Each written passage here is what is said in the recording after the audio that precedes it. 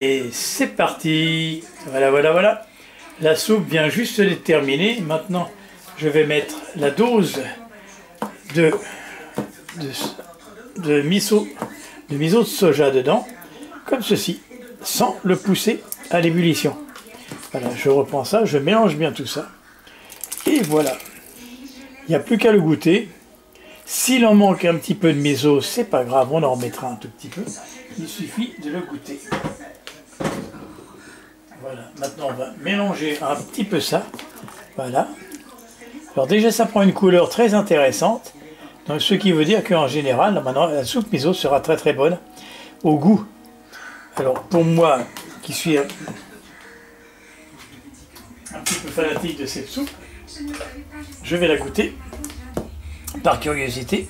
C'est pas la peine que je me trompe parce que là je suis là. C'est pas la peine que je me trompe parce que je suis là. Hein, c'est pas la peine que je me trompe parce que je suis là. Ça servira à rien. Vaut mieux quand même que qu'on goûte ce que je dis là. Je la goûte.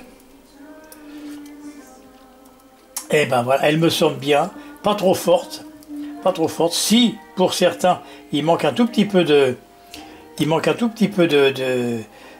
miso dedans, il suffit d'en rajouter un tout petit peu, selon ses goûts, un peu plus salé, un petit peu plus cela.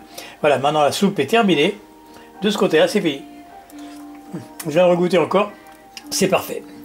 Je recouvre, donc là, et voilà. Non, c'est fini. Maintenant, on va voir un petit peu où en est le riz complet. Le riz complet. Je vais ouvrir le riz, comme ceci, pour voir un petit peu où ça en est. Voilà, hop là. Et ce que je pense, normalement, devrait être impeccable pour le riz. Voilà, avec cette machine. Et ben voilà, c'est exactement ce que je voulais savoir.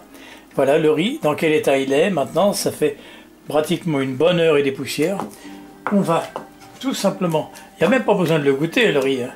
Il est là, avec les azuki, il n'y aura pas de problème. Tout est parfait, il suffit simplement de remuer tout ça. Et voilà. Et le riz là sera parfait. Il est bien cuit, mélangé avec les azuki, il n'y aura pas de problème du tout.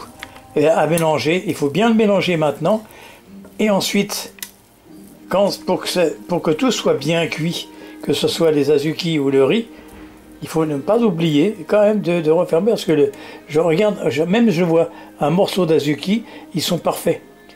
J'ai même pas besoin de le goûter, je sais qu'ils sont déjà cuits. Donc maintenant, puisque le riz est comme ceci, il n'y aura aucune raison.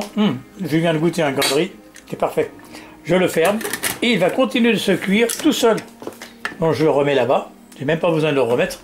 Il est là, fermé, et je le remettrai sur son lot de feu ici, en attendant que tout à l'heure je prenne de quoi manger.